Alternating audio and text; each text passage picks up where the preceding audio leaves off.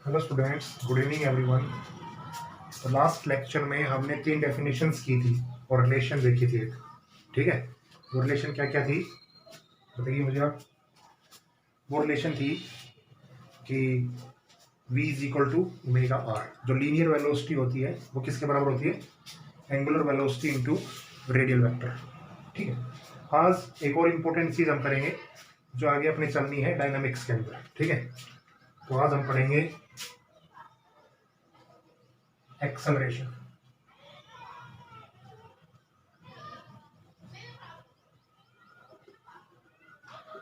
ठीक है, और एक्सेलरेशन में हम दो चीजें करेंगे। ठीक है, क्या क्या क्या क्या करेंगे देखो। एक तो हम पढ़ेंगे सेंट्रीपिटल एक्सेलरेशन,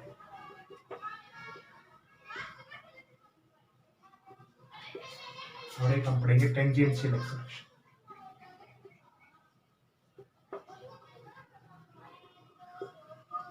ठीक है, कल जैसे हमने एंगुलर एक्सेलरेशन की डेफिनेशन देखी थी ना।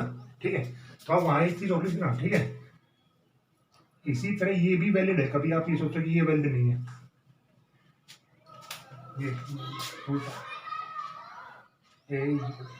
ये भी वैलिड है।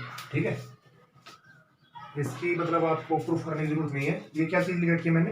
ए अल्फा आर, जिस तरह लिखा था ना वी ओमेगा आर, ये भी वैलिड है। ठीक है, लेकिन आज हमारा एक नया टॉपिक है। वी एक्सेलरेशन को हमने दो पार्ट्स में डिवाइड कर दिया। किस किस में? एक तो हमने कर दिया सेंट्रीपिटल में, और एक हमने किस में कर दिया? टेंजेंशियल में। कैसे? देखिए, ये कोई सर्कुलर मोशन है, क्योंकि हम अब यहाँ पे पूरा सर्कुलर मोशन पढ़ रहे होंगे। ठीक है, ये इसका रेडियस है कुछ आर। ठीक है, तो अगर बॉडी इस तरह घुमाई जाएगी तो ये तो एक्सेलरेशन कौन सा होगा? सेंट्रीपिटल। समझ गए ना? अगर बॉडी यहाँ से खड़ा हो, कोई बॉडी घुमा रहा है, जैसे मैं यहाँ से ऐसे घुमा रहा हूँ, तो ये कैसा है? सेंट्रीपिटल। ठीक है, एक होता है टेंजेंशियल एक्सेलरेशन, जिसमें एक्सेलरेशन की डायरेक्शन होती है जैसे घूमता ही। ठीक है, ऐसे घूमेगा हर बार। ठीक है, अगर मैं इन दोनों का रिजल्टेंट बनाऊं तो इसका रिजल्टेंट ये बनेगा ए। ठीक है, तो यहां से पैरेललोग्राम ड्रा हो जाएगी। ठीक है, तो ए की वैल्यू यहां से कितनी आ जाएगी? पढ़ा है ना आपने? तो पहले ए सी का स्क्वायर प्लस में ए टी का स्क्वायर, ये ए का रिजल्टेंट आएगा। मतलब ए का जो रिजल्टेंट मतलब एक्सेलरेशन जो आएगा वो इतना आएगा। ठीक है, अब हम निकालना ये चाहते हैं कि what is a c and what is a t. ठीक है, इतना काम लिख के आप आगे मैं बताता हूँ तो ए सी और ए टी है क्या। ठीक है, ओके, देखिए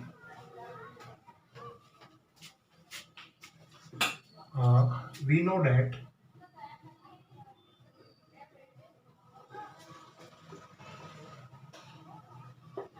कल हमने एक चीज पढ़ी थी। क्या? ये पढ़ा था फॉर्मूला, पढ़ा था ना? v is equal to omega cross r. ठीक है, अब आगे देखिए इसमें क्या करेंगे हम। इसमें हमें एक्सेलरेशन चाहिए दो, तो दोनों एक्सेलरेशन देखो यहां से आ जाएगा आराम से। Differentiating this equation with respect to time. Time के रिस्पेक्ट में आप इसको डिफरेंशिएट कीजिए। कैसे? देखो, this is the symbol of differentiation, d by d t. V is equal to d by d t omega cross r. ठीक है, अब क्या करोगे आप? देखो, d v by d t क्या होता है? ए होता है ना, अभी पढ़ा है हमने, ए होता है। ठीक है, दिस इज, हम अभी क्या कर रहे हैं? वेक्टर फॉर्म में। हाँ, this is u into v. पढ़ा है आपने रूल कभी? यू वी, तो क्या होगा? पहले यू सेम, ओमेगा सेम, किसका डिफरेंशिएशन करें हम? डी आर अपॉन में डी टी प्लस, अब कौन सा सेम रखेंगे हम? आर सेम रखेंगे। सबसे पहले डिफरेंशिएशन किसका करेंगे? डी ओमेगा अपॉन में डी टी, और क्रॉस में क्या हो जाएगा? ये क्रॉस आएगा बीच में, क्योंकि अभी हम वेक्टर लेके चल रहे हैं। ठीक है, अब इसमें दिक्कत क्या होती है? काफी बार बच्चे ना ये कर देते हैं, यहाँ पे पहले आर सेम रख देते हैं और D omega into D omega upon D T वो बाद में रख देते हैं। गलत है भाई ये चीज। ये चीज क्या है, गलत है पूरी तरह से। क्यों? क्योंकि यूवी रूल कभी भी वेक्टर फॉर्म में ऑर्डर चेंज नहीं करेगा। ठीक है, कैसे?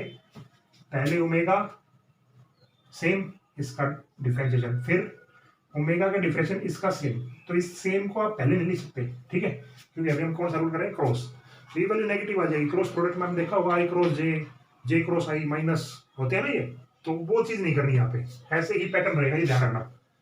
अब यहाँ पे देखो आप, ए इज इक्वल टू ओमेगा, ठीक है कोई दिक्कत नहीं है, D R upon D t क्या होता है, पढ़ा है ना D R upon D T. भाई ये रेडियल है और टाइम के साथ चेंज हो रहा है, ऐसे टाइम से चेंज होता रहेगा नहीं हमेशा, तो वो आप यहाँ पे लेंथ की बात की नहीं जा रही है, तो आर की बात कर रहे हैं, तो हम आर को लेके चलो। ओमेगा क्रॉस वी प्लस, ये क्या होता है, अल्फा होता है ना, कल पढ़ा था हमने, और ये क्या हो जाएगा आर। ठीक है, कंफ्यूज होगा, D R upon D T या D L upon D T एक ही बात है। ठीक है, जब लेंथ को लेके चलेंगे, ठीक है, कंसिडर करेंगे तो डी ले लेंगे, जब हम आर पोजीशन वेक्टर कंसीडर करेंगे तो आर लेके चलेंगे, कोई दिक्कत नहीं। ठीक है, इस टर्म को हम कहते हैं ए सी, इस टर्म को हम कहते हैं ए टी, बस। This is centripetal acceleration and this is tangential acceleration. ठीक है, ओमेगा वी जो होगा वो किसके लिए होगा, सेंट्रीपिटल के लिए। ठीक है, और अल्फा आर किसके लिए होगा, रेडियस टेंजेंशियल के लिए। देखो डायग्राम देखो, ये ओमेगा है, ओमेगा किस तरफ है, यहाँ पे बाहर की तरफ। ठीक है, ओमेगा किस तरफ है, बाहर की तरफ। ठीक है, तो ओमेगा और वी कौन चला रहा है, सेंट्रीपिटल। ठीक है, अल्फा टेंजेंशियल रेडियस के लॉन्ग। ठीक है, इस तरह चल रहा है ये। ठीक है ना, ओमेगा क्या करेगा, रोटेशन करवाएगा, और ये इसमें रोटेशन इफेक्ट है नहीं। ठीक है, अल्फा टेंजेंट की तरफ। ठीक है, तो this is a c and this is a t. ठीक है, अब थोड़ा सा डिस्क्राइब करते हैं इनको आगे, कर लोगे तेरा काम, आसान ही है। ठीक है, अब आगे देखो, सबसे पहले मैं लिख रहा हूँ ए सी। ए सी क्या है, मैग्नीट्यूड में अगर पहले वेक्टर में लिखते हैं, दिस इज सेंट्रीपिटल एक्सेलरेशन। ठीक है, अगर मैं इसका मैग्नीट्यूड लिखूं तो क्या होगा, ओमेगा वी।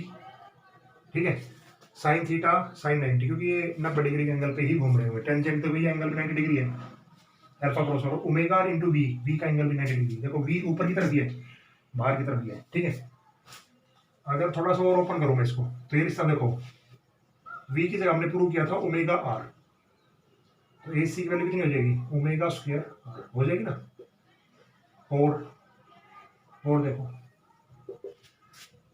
अगर मैं यहाँ रखूं ओमेगा की वैल्यू, तो पहले तो हमने वी को चेंज किया, अब ओमेगा को चेंज करना चाहूं तो ओमेगा का लिखता हूं वी अपॉन में आर। भाई v is equal to omega r, तो ओमेगा की वैल्यू क्या जाएगी, वी अपॉन में आर। ठीक है, तो वी अपॉन में आर और इंटू में आर इंटू में वी, तो ए सी कितना हो जाएगा, वी स्क्वायर अपॉन में आर। तो अपने पास ये दो वैल्यू आ गई। ठीक है, तो सेंट्रीपिटल एक्सेलरेशन हमेशा कितना होगा, A C is equal to omega square R और A C is equal to V square upon में आर। ठीक है, अब ये वही चीज है जो आप सेंट्रीपिटल फोर्स में पढ़ेंगे, जैसे कभी पढ़ा हुआ आपने सेंट्रीपिटल फोर्स, उसमें जो वैल्यू लेते हैं ना, एम वी स्क्वायर अपॉन में आर लेते हैं ना, वो यहीं से आती है भाई। ए की वैल्यू कितनी है, वी स्क्वायर अपॉन में आर, वो यहीं से कैलकुलेट करते हैं। ठीक है, 9th में आपको बताया नहीं गया वो शायद, क्योंकि प्रूफ आते नहीं 9th में। ठीक है, इसी तरह अगर मैं देखना चाहूँ दूसरा, आसान चीजें थोड़ी सी, अभी डिफ्रेंशिएशन चल रहा है सिंपल सा, दिक्कत है ना, पूछ लेना कोई दिक्कत नहीं। ए टी हमने क्या निकाला है, अल्फा इंटू आर, मैग्नीट्यूड लिखेंगे क्या लिखेंगे, अल्फा आर। ठीक है, और अल्फा आर को क्या लिखता हूं मैं, देखो अल्फा क्या होता है, डी ओमेगा अपॉन में डी टी इंटू आर।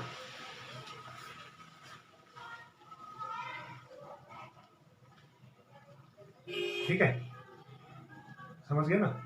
और ये आर जो है ये एक रेडियस है, तो ये हर जगह कांस्टेंट रहेगा, जिसको मैं ऐसा भी लिखता हूँ, देखो अब D upon D t, omega की वैल्यू क्या होती है, वी होती है ना, तो ये भी हो सकता है। ठीक है, ये टेंजेंशियल यही आएगा, तो टेंजेंट यही दिख रहा है तो साफ साफ d v upon D t. ऐसा ही होता है ना एक्सेलरेशन, देखो लीनियर भी यही तो होता है, वही लीनियर है, ये लीनियर होता है टेंजेंट वाला। ठीक है, ये तो समझ में आ गई। तो नेट निकालने का तरीका अभी मैंने आपको बताया था। एक किस तरह निकालेंगे, मैग्नीट्यूड। देखो टोटल एक्सेलरेशन कितना है, ए सी प्लस में ए टी, ठीक है, और नेट कितना हो जाएगा मैग्नीट्यूड में, ए सी का स्क्वायर प्लस में ए टी। बताइए क्या ये चीज समझ में आई आपको? यहाँ तक कोई दिक्कत नहीं होगी यहाँ तक तो, ठीक है।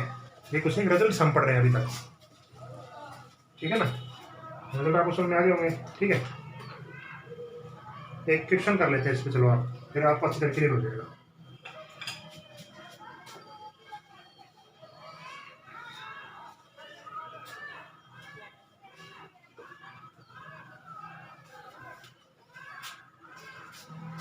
एक क्वेश्चन ये है,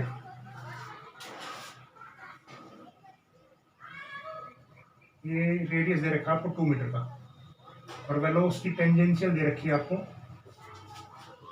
वो देखिए T square minus 2t plus 1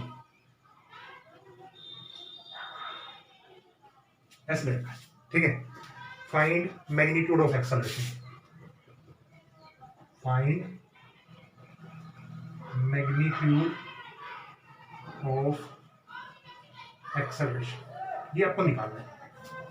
कैसे निकालें, देखो पहली बात तो मैग्नीट्यूड एक्सेलरेशन का फॉर्मूला क्या होता है, ये क्या था ना अभी आपने, क्या, ठीक है। तो सबसे पहला फॉर्मूला क्या निकालेंगे, ए सी क्या होता है, ए सी निकालो वी स्क्वायर अपॉन में आर, ठीक है। अब यहाँ पे आप वी स्क्वायर की वैल्यू रखो, T square minus 2t plus 1 upon में आर कितना दे रखा है 2। अब मान लेते हैं आपको निकालना है ये टाइम किसी सेकंड में, मान लो जैसे मान लो 3 सेकंड में निकालना है, ठीक है। अदरवाइज तो आंसर ही हो जाता है, कोई दिक्कत नहीं, लेकिन 3 सेकंड में निकालते ही आपकी कैलकुलेशन आ जाएगी। तो ये इसका स्क्वायर है ना, ठीक है। देखिए कितना बनेगा ये, बी स्क्वायर कितना है 9, ये कितना है 3, ये कितना आ गया प्लस 1 का स्क्वायर अपॉन में 2, कितना हो गया ये 9 माइनस 6, 9 माइनस 6 कितना हो गया 3, 3 प्लस 1 कितना हो गया 4, और 4 का स्क्वायर कितना हो गया 16, तो ये कितना आ जाएगा 16/2 कितना आ जाएगा 8, कितना आएगा 8 मीटर पर सेकेंड स्क्वायर,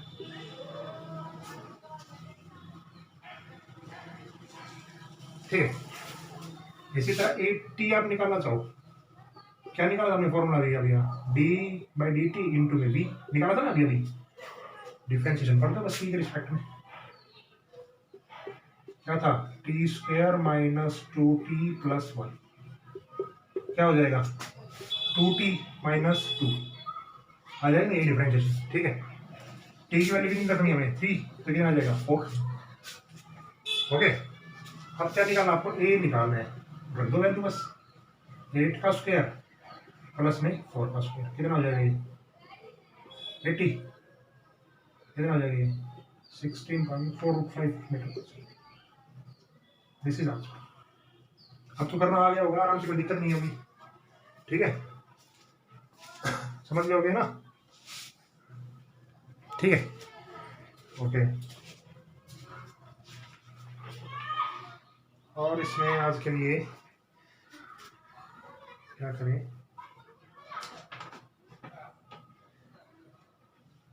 एक सिंपल सा क्वेश्चन था नीट का, कभी आया हुआ था, ठीक है, मतलब कंपटीशन एग्जाम में, वो बताते हैं आपको। छोटा सा क्वेश्चन है, लास्ट क्वेश्चन आपका, मतलब ऐसा नहीं है, थोड़ा सा सोचने लायक है, देखो क्या है वो क्वेश्चन मैं नहीं देता हूँ क्योंकि आपको मिलेगा नहीं। A particle is moving with constant speed in circular path, a particle is moving with constant speed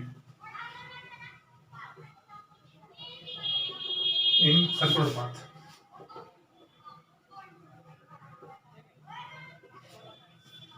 ठीक है। Find the ratio of average velocity to instantaneous velocity, find ratio of average velocity, this is the symbol of average velocity, to instantaneous velocity. ठीक है, when particle rotate an angle, when particle rotates an angle pi by 2, कितना करना है वो, पाई by 2। समझ गए question का मतलब। अब इसमें आपको ये रेशियो बताना था। ठीक है, ठीक है, तो अगर आपके कंसेप्ट क्लियर होंगे तो आसानी से करोगे। देखो अब क्या कहा है इस क्वेश्चन में, देखो एक सर्कुलर मोशन आप पढ़िए, ये इसकी एक्सिस मान लिया। ठीक है, ये दे रखा आपको आर। ठीक है, और कांस्टेंट स्पीड से मूव कर रहा है, कोई दिक्कत नहीं है। ठीक है, ये मतलब मान लेते हैं v स्पीड मूव कर रहा है। ठीक है, आपको निकालना है थीटा इज इक्वल टू कब कहाँ पहुंच गया वो, पाई बाई 2 पे, यहाँ पे पहुंच गया। ठीक है, मतलब ये तो क्या होता है, देखो ये 0, ये पाई बाई 2, और ये कितना होगा पाई, ये कितना होगा बताइए, इससे चलते हैं ना। ठीक है, ये 270 हो जाएगा। ठीक है, तो यहाँ पे आते थे 2 पाई। ठीक है, क्योंकि एक सर्कल पूरा कितना एंगल रेडियन क्लियर करता है, 2 पाई का। ठीक है, तो वो यहाँ से चलना स्टार्ट किया और पाई बाई 2 पे पहुंच गया। करेक्ट कर दो यहाँ पे। ठीक है, आपने करेक्ट कर दिया। ठीक है, तो यहां से आप देखो इंस्टेंटेनियस वेलोसिटी भी रहेगी, दिस v इज इंस्टेंटेनियस, ये तो हर बार ऐसी रहेगी, लेकिन इंस्टेंटेनियस किसी भी जगह स्पीड। एवरेज स्पीड देखो क्या होगी, एवरेज स्पीड क्या होती है, टोटल डिस्टेंस ट्रैवल्ड। ठीक है, और अपॉन में टाइम। ठीक है, दे देता हूँ चलो मैं, टोटल डिस्टेंस ट्रैवल्ड अपॉन में टोटल टाइम। देखो क्या होगा, सोचो, देखो टोटल डिस्टेंस, यहां से वो चला और यहां पहुंच गया, टोटल डिस्टेंस कितनी होगी, पाइथागोरस थ्योरम चला तो ये कितनी हो जाएगी, हो जाएगी ना। देखो यहाँ पे पहुंचना है तो इस मतलब यहाँ से कितनी दूर चल पड़ा, r√2, r√2 चला गया 2 रूट r√2 सही है। ठीक है, r² प्लस r²। ठीक है, टाइम पूरा सर्कल कंप्लीट, देखो कौन से स्पीड से रोटेट कर रहा है, तो रोटेट करने के दौरान जो टाइम पीरियड होता है वो कितना होता है, 2 पाई r अपॉन में v इज इंस्टेंट, इससे चल रहा है पूरा। ठीक है, अब इसमें देखो क्या लगाना है, देखो टाइम पीरियड में अब मुझे ये बताओ कि ये टाइम पीरियड यहाँ तक टाइम पीरियड कितना है टोटल, भाई ये सर्कल में घूम रहा है लेकिन टाइम पीरियड यहाँ तक का कितना है बताइए मुझे। भाई आप ये सोच देखो 2 पाई में एक होता है पूरा कंप्लीट टाइम पीरियड होता है, टाइम पीरियड होता है ना भाई, पूरा रेवोल्यूशन कितने होता है 2 पाई में, पाई बाई 2 में कितना होगा बताइए, पाई बाई 2 में मतलब कितना होगा 90, और ये 90 और ये 360, इसका मतलब t/4 में ये यहाँ पे पहुंच गया। ठीक है, कितने पहुंच गया t/4 में, तो इसको किसके साथ मल्टीप्लाई करेंगे, 4 के साथ और मल्टीप्लाई करेंगे। पता चल गया नहीं, चीज आसानी थी। देखो नीचे टाइम पीरियड था, टाइम पीरियड कितना आएगा 2 पाई r अपॉन v। ठीक है, डिस्टेंस अपॉन में वेलोसिटी, लेकिन टाइम पे टोटल कितना है t/4 है ना, तो 4 से डिवाइड कर दिया, कितना आ गया यहाँ से बताइए एक बार, ये ऊपर चला जाएगा 2√2 r तो कैंसिल हो गया भी। ठीक है, और अपॉन में पाई और ये v ऊपर चला गया। ठीक है, क्या निकालना है आपको, रेशियो निकालना है किसका, इसका 2√2 अपॉन में पाई v, और नीचे किसका v से भी कैंसिल, कितना आंसर आ गया अपने पास 2√2 अपॉन में, यही आंसर है। ठीक है, समझ में आ गया और कोई दिक्कत नहीं होगी आपको। ठीक है, मतलब ये क्वेश्चन मैंने वैसे उठा दिया था, लेकिन था इसी पार्ट का था कि आपको पता रहे। ओके, तो इस क्वेश्चन को आप कर लेना। ठीक है, वैसे आते हैं कॉम्पिटिटिव एग्जाम में थोड़े से बस ट्रिकी आते हैं, ट्रिकी का मतलब बस आपको थोड़ा सा दिमाग होना चाहिए, आपको वहाँ पे बस कंसंट्रेट होना चाहिए, कोई दिक्कत नहीं आती है। क्लियर, तो कल हम करेंगे मोस्ट इक्वेशन। ठीक है, देखो जैसे लीनियर में हमने इक्वेशन की थी ना, v = u + at की थी ना हमने, और जर्नल इक्वेशन भी की थी हमने। अब देखना जर्नल इक्वेशन और स्पेशल इक्वेशन दोनों की थी। अब अपना 2 वीडियो में यही काम रहेगा, एक में हम कर रहेंगे जर्नल और एक में हम करेंगे स्पेशल, फिर अपना काइनेमेटिक्स खत्म। ठीक है, न्यूमेरिकल्स करेंगे उसको। Okay students, good bye.